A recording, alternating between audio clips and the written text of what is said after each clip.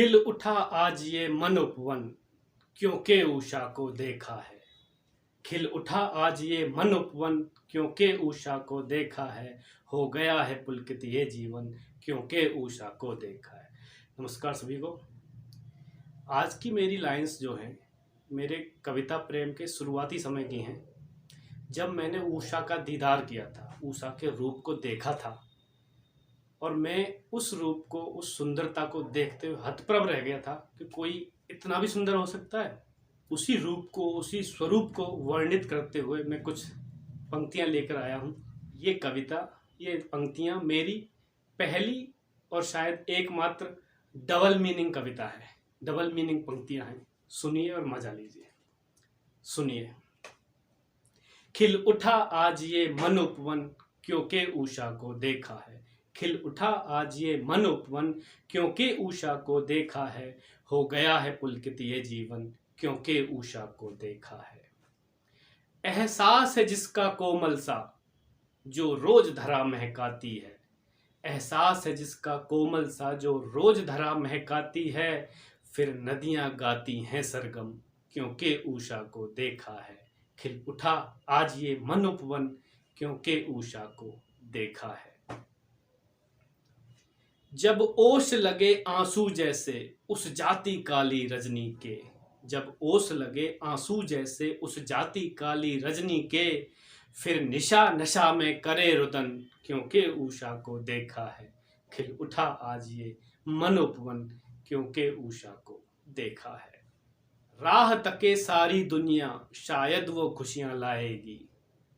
जब एक बार कोई इतना सुंदर भव्य स्वरूप देख लेता है, इतना सुंदर रूप देख लेता है, तो उसे हर अपने काम करने से पहले उसका दीदार करने की इच्छा होती है कि काश उसके दर्शन हो जाए तो मेरा काम अच्छा हो जाए।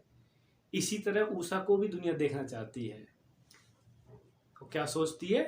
राह तके सारी दुनिया, शायद वो खुशियां लाएगी। राह तके सारी दुनिया, शायद वो खुशियां लाएगी। पंछी भी करते हैं गुंजन, क्योंकि उषा को देखा है। हो गया है पुलकित ये जीवन, क्योंकि उषा को देखा है। जब रात का साया उतरेगा, शब दिन का आंचल ओढ़ेगी। जब रात का साया उतरेगा, शब दिन का आंचल ओढ़ेगी। सज जाए धरा जैसे दुल्हन, क्योंकि उषा को देखा है। उपमा इस तरह से है कि जैसे ही कोई भी उषा का दीदार करता है तो अपने आप में इतनी भव्यता उसके मन में भर जाती है, इतनी दिव्यता उसके मन में भर जाती है कि वो बस आनंदमय हो जाता है। सार यही है, सब कुछ आनंदमय हो जाता है। जब रात का साया उतरेगा, शब दिन का आंचल ओढ़ेगी। सज जाए धरा जैसे दुल्हन, क्योंकि उषा को देखा है। खिल उठा आज ये मन उपवन, क्योंकि उषा को देखा है। हो गया है पुलकित ये जीवन, क्योंकि उषा को देखा है। अब तक धरती की सुंदरता पर आसमान भी मरता था। धरती और आकाश को भी एक दूसरे के पूरक के रूप में देखा जाता है। तो धरती के रूप के लिए, स्वघोषित रूप के लिए आसमान के मन में अब तक था कि धरती से सुंदर कोई भी चीज नहीं है। लेकिन गलती ये हो गई कि आज आसमान ने भी उषा का दीदार कर लिया। फिर क्या है? अब तक धरती की सुंदरता पर आसमान भी मरता था। अब तक धरती की सुंदरता पर आसमान भी मरता था। है खफा धरा से आज गगन, क्योंकि उषा को देखा है। खिल उठा आज ये मन उपवन, क्योंकि उषा को देखा है।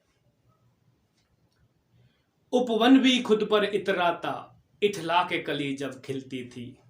उपवन और कली और फूलों को एक तरह से बाप बेटी और बाप बच्चों के प्रति मैंने उपमित करने की कोशिश करी है, उपमा देने की कोशिश करी है। जिस तरह एक अपने आंगन में खेलते हुए बच्चों को देख के बाप प्रसन्न होता है, असीम आनंद की अनुभूति करता है कि आज मेरे से ज़्यादा सौभाग्यशाली कोई नहीं है, इतने अच्छे अच्छे फूल और कली नुमा बच्चे मेरे आंगन में खेल रहे हैं। लेकिन उसने भी उषा को देख लिया। आज उषा को देख लिया तो फिर क्या, वो भी अपने आप को ठगा सा महसूस कर रहा है। उपवन भी खुद पर इतराता, इठला के कली जब खिलती थी। उपवन भी खुद पर इतराता, इठला के कली जब खिलती थी। टूटा उसका भी आज भरम, टूटा उसका भी आज भरम, क्योंकि उषा को देखा है। खिल उठा आज ये मन उपवन, क्योंकि उषा को देखा है। हो गया है पुलकित ये जीवन, क्योंकि उषा को देखा है। भगवान करे इस दुनिया की हर गुत्थी उषा सुलझाए। अब मेरी तो ईश्वर से यही प्रार्थना है, इस दुनिया का हर एक प्राणी, हर एक पशु पक्षी जो भी है, जो जीव है, उसकी सारी दुविधाएं उषा के रूप के दर्शन करके दूर हो जाए। और असलियत ये है कि उनके लिए तो दुआ है, लेकिन अपने लिए क्या, क्योंकि मैंने भी उषा को देख लिया, मैं क्या करूं।